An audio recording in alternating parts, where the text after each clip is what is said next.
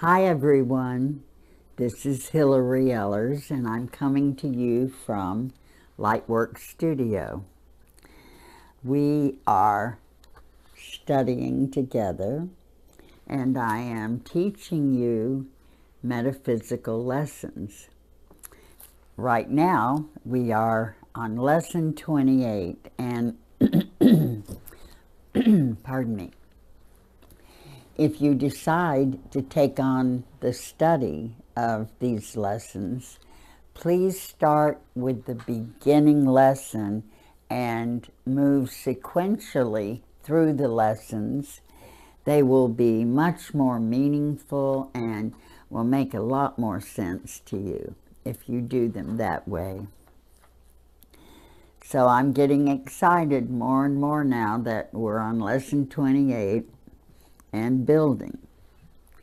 We've been talking about color and consciousness, and we have been talking about how color literally transports our consciousness into certain levels of awareness.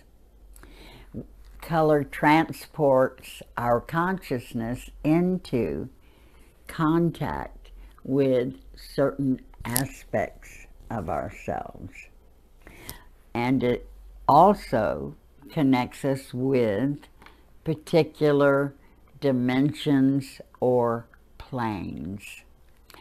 You have a chart that shows you the relationship between the visible spectrum plus silver at the high end and russet at the low end. You have a chart that demonstrates how color relates to a different dimension, each color. The colors relate to certain kinds of activity in your consciousness. Certain chakras vibrate with these colors. The chakra energy and the color pulls you to have certain glands stimulated, which in turn stimulates certain parts of your body. And your brain literally vibrates at a particular rate in relationship to all this. So, I want to start talking to you now about orange and the called in Schuster the etheric double, or just the etheric body. The etheric body is a duplicate of your physical body, and it just vibrates at a slightly higher pitch, but it's very close in vibration to the physical. Anyone who has physical vision can see the etheric body, and I want to give you some guidance about how to do that, because I think for most people it's very exciting when you can begin to realize you're actually seeing energy from a slightly higher or different dimension. Pardon me. Because etheric energy is very close to physical, in order to see the etheric energy around a person in their aura, because everybody has a certain quality of energy that is emanating from their physical body, and the etheric level of energy shows up in the easiest way to see.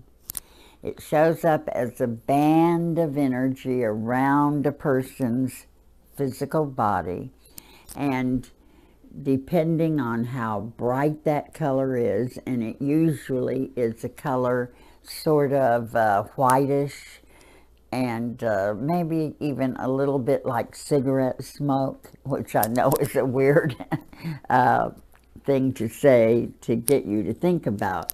but you'll see the etheric aura just outside the physical body glowing, and it will be whitish, maybe even a little bit silvery white. And depending on how bright it is or how thick it is, this shows the health and the vitality of the person you are looking at. All right, how do you see it? It's easy. It helps if you have dim lighting. Either focus your eyes in front of the person you're looking at, or focus your eyes behind the person you're looking at. Your eyes need to be a little bit out of focus in terms of the physical. So if you're looking at a person but you actually focus in front of them, they will begin to be slightly out of focus. And the same is true if you focus behind them. One of the very best ways to see the etheric body around anyone is at a lecture, because when you are in the audience looking at a speaker, you are looking literally through the auras of all these people in front of you, between you and the speaker, and you're focusing your eyes on the speaker. But whether you consciously stop to pay attention to it or not, you are also seeing the people between you and the speaker, and you are seeing their auras or the colors around them. When you're seeing the etheric body and you're looking at a speaker and you see this glow, you'll begin to see a kind of glow around people in the audience sitting in front of you. And again, depending on how bright that layer is or how thick it is, the brighter it is and the thicker it is, the greater the vitality and energy connecting with the etheric body. One of the things that the etheric body does, and it's very important, it's a very, very important connector to the higher bodies. It connects the physical body with those bodies that are above the physical in vibration. If anything is wrong with that hookup, if that hookup isn't working correctly, a very common condition that will happen is some form of mental illness. And a person who is really distorted in terms of their hookup between the etheric and the higher bodies, a person who has a very distorted kind of hookup may actually have a prevailing color of rusty orange in their auras. And this is not as easy to see as that whitish or silvery layer of vital energy that, you know, surrounds everyone. This is a little bit more difficult to see. You're needing to relax more. The more you relax, the more you will see layers of the aura. And my teacher, Ann Manser, who you know about by now, wrote about different layers of people's auras in a written reading that she gave to people. I have one, and gosh, I treasure it. And I remember I was 24 when Ann did she called these horoscopes. I was 24 when she did my horoscope, and I was so excited. I could hardly sleep or anything, just waiting to get it. And finally, the day came, and she handed me the envelope with my reading. I read it and tried to take it in. It was pretty hard to absorb, really. And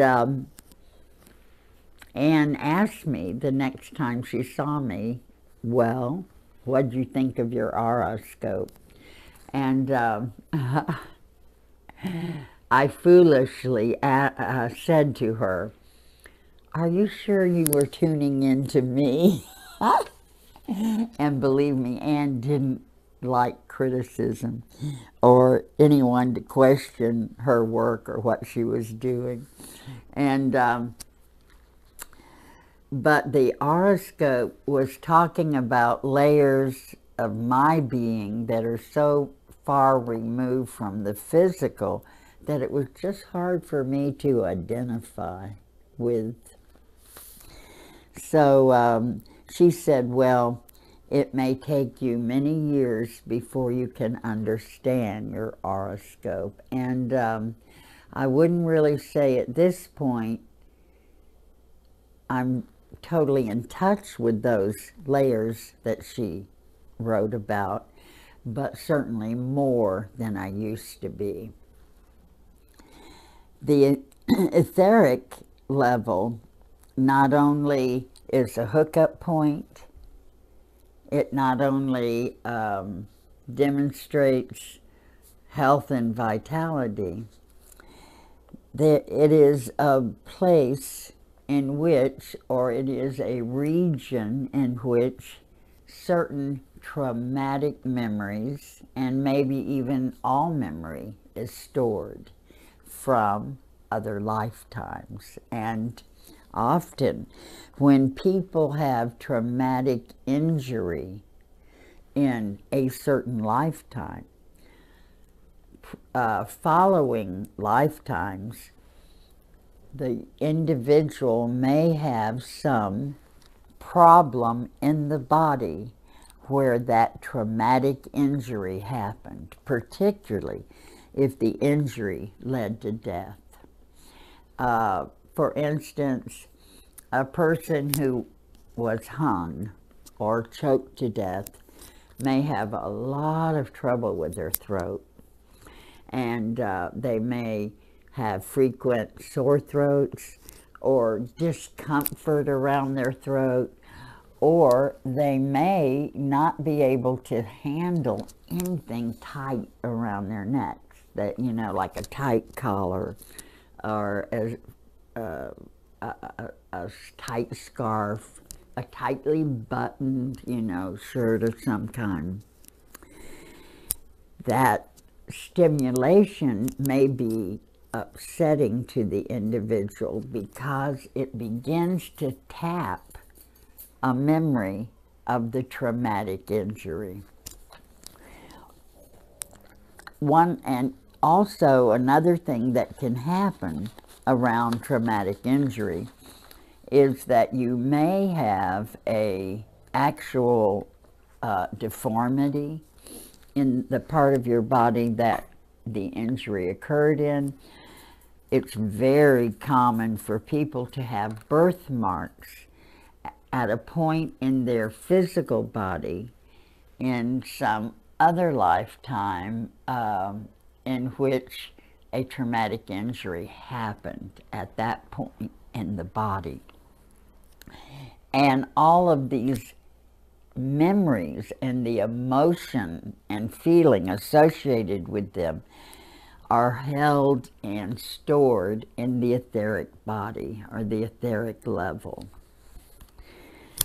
One time I became very, very depressed. Oh my God. I think it was, no doubt, really, at that time, and maybe even up until now, the worst depression I was ever in. I was so depressed, I had trouble even getting out of bed. I was so depressed, I had a very hard time even bathing or just taking care of myself or doing the normal things of day-to-day living. And I was just so depressed, finally, I made a decision to have a healing session. And a friend of mine did a particular kind of body work, and she worked on people's bodies in association with music that was being played. And the only way I know how to describe this is it was very much like getting a massage or getting body work, and the rhythm of the body work matched the rhythm of the music. So it would be kind of like da da da da, you know, something along that line. Well, she worked on me, and you know, as getting any massage is, or most anyway, it felt very good. It was pleasant. I enjoyed it, but nothing was really happening. And then she got to my neck. And when she got to my neck and she started working on my neck, I started having this flood of images and feelings. I was a man, and I was tall and kind of lean, and I was dressed in very fine clothing. I realized I had on very soft, nice, high-quality leather shoes, and I had a beautiful scarf. It was winter, and I had a wonderful coat and this beautiful scarf, and I was walking down a cobblestone street. And boy, I kind of get goosebumps right now telling you about this. So I was going to have dinner with two men that I knew. And I realized that I was in Russia. During that dinner, did I say dinner? Yes. Pardon me. During that dinner, these two men that I was with tried to kill me. And the first thing they did is they tried to poison me. But it really didn't seem to affect me that much. Finally, they shot me. And even though I did not die, that was more incapacitating to me. Then they tied me up, and it was winter. I felt that everything was very frozen outside. And we went to a river, and they cut a hole in the river and put my body under the ice. Later, when my body was found, one of my hands had gotten loose from the ligature that they had tied me up. One of my hands had wiggled out of that and gotten loose. And so I evidently was alive for a while when I was underwater, and I drowned to death. And the actual cause of my death was not poison, it was not being shot, but it had to do with drowning.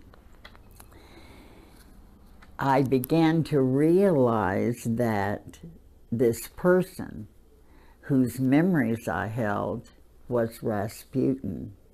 Now, I was told, like inner guidance came to me, and what was said to me was, study the life of Rasputin. I wasn't told that I was Rasputin. And I have talked to you, I think, before about this, but what I've come to believe, and maybe I just don't want to think I was Rasputin, but I did study Rasputin quite a bit, and I read several books about him and things to study.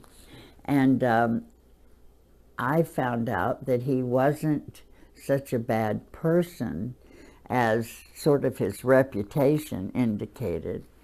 A lot of his sexual energy that he was criticized for had to do with a certain kind of religious sect that he was part of called Christi. And he was Greek Orthodox, and Christi was a certain part of the Greek Orthodox religion.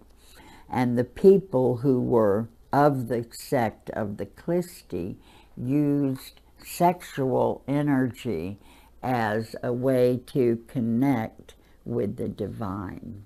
And so for them, sexuality was a spiritual experience. I still really do not know about my connection to Rasputin. I feel that I probably was not Rasputin. I feel, though, that in coming into life, I took on, from the collective, I took on some of his consciousness or energy. I feel that I took on some of his issues, and I believe that we can all do that, not take on parts of Rasputin, but we can take on and pick up from the collective as we're coming into a new life. We can pick up something that anyone has left in the collective that we can work on, maybe help with, assist in some way. And so I have the feeling that I have been working on helping heal whatever issues Rasputin held, but particularly, I think, or feel, issues around his death, because that was what came to me in terms of a memory. And to bring it back, what's so interesting is I literally held the trauma of that memory in my etheric body. And through body work, that energy that was all blocked up and kind of coagulated there around my throat area became open and was released. And so there was a lot of feeling that came out, and after that, I wasn't depressed anymore. So I felt so glad I had done this healing work. And just know that, you know, you can hold memory in any part of your body, and it may relate to either your own death or your own trauma. It may be just some type of trauma that was very intense. It doesn't really have to be about death.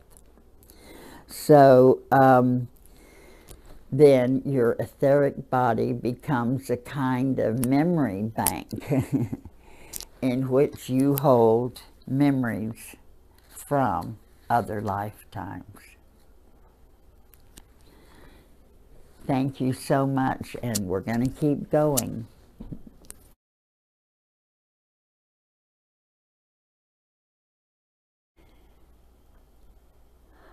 Step into your body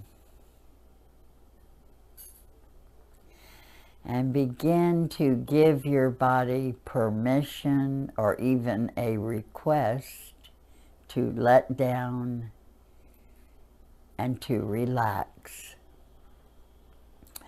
Whatever you need to do to help your body feel comfortable, allow yourself to do that. If you need to stretch, if you need to cough, if you need to scratch something that is itchy, whatever you need to do, even if you need to change the position you are in. Maybe you're sitting in a hard chair and you might like to lay on the floor, or find a different or more comfortable place to be.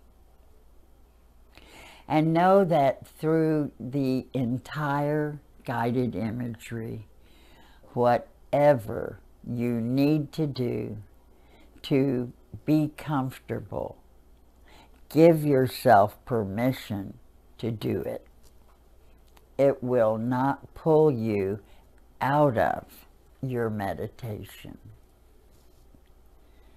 Now begin to allow yourself to step into a color. And the color we are going to use is the color orange. And choose any shade of orange you are drawn to.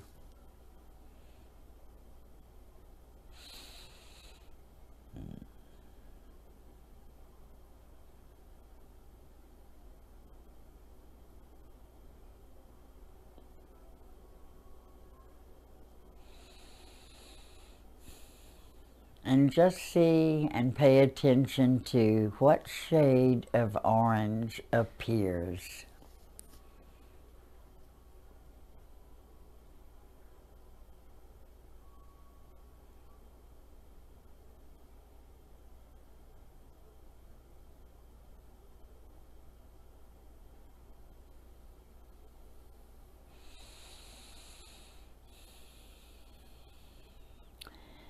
Allow yourself to breathe this orange in until you are entirely filled with orange.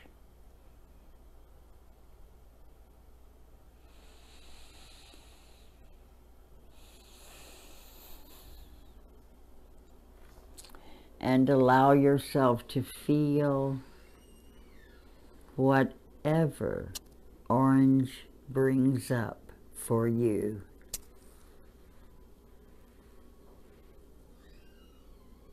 Just pay attention to any feeling you have.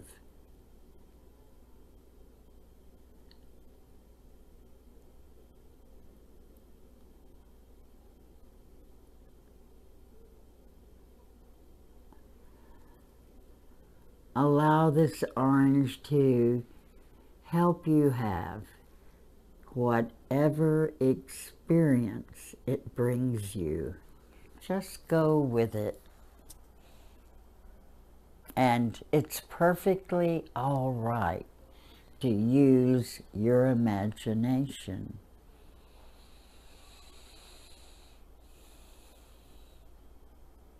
Remember that your imagination is a doorway. It is a portal into any dimension you focus on.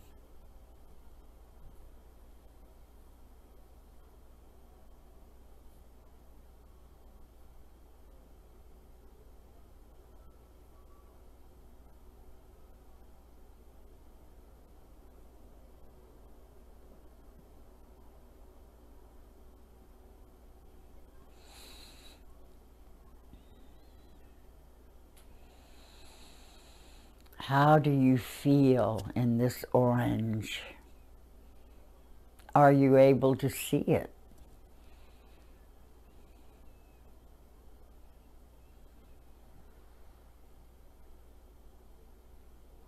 Do you have any particular feeling in your body or any other level of your feelings?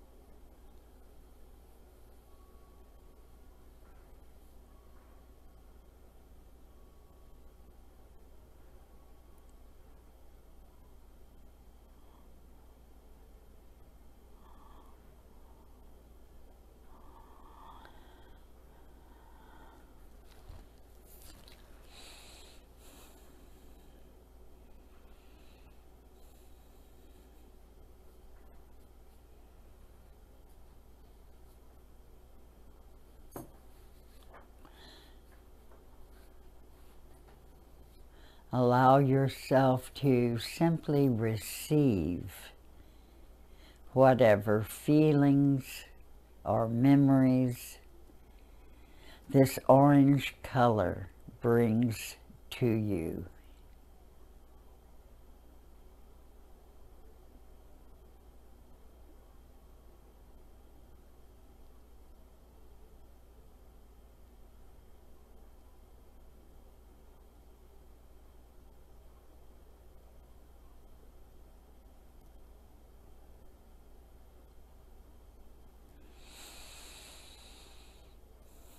And just breathe deeply into your orange, or if some other color appeared, breathe into it.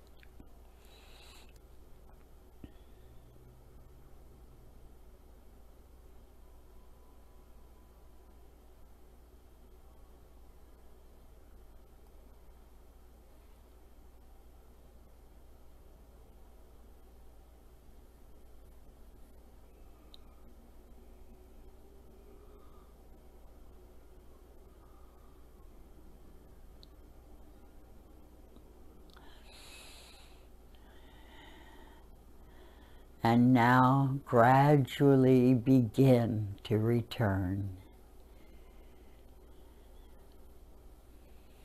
And bring with you whatever you have experienced. And just find your way back to the safe grounding of your physical body.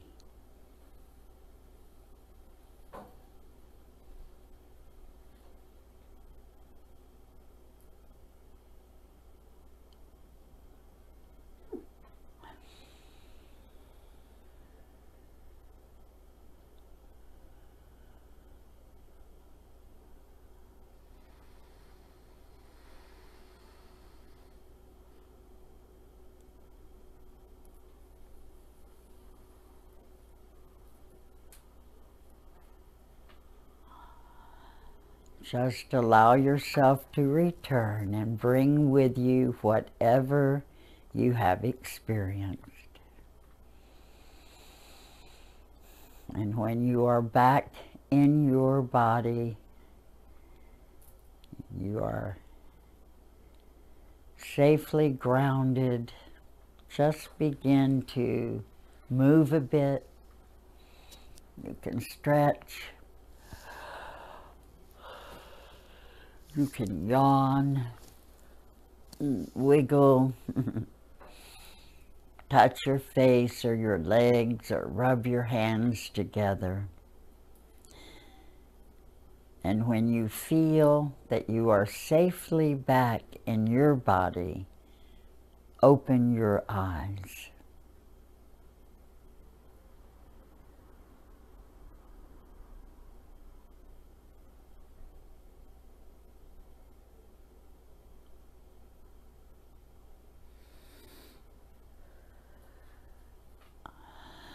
Okay, now write it in your journal about your experience. And I'm just wondering if you had any memories or associations with an event or experience from one of your other lifetimes. Thank you. Take care.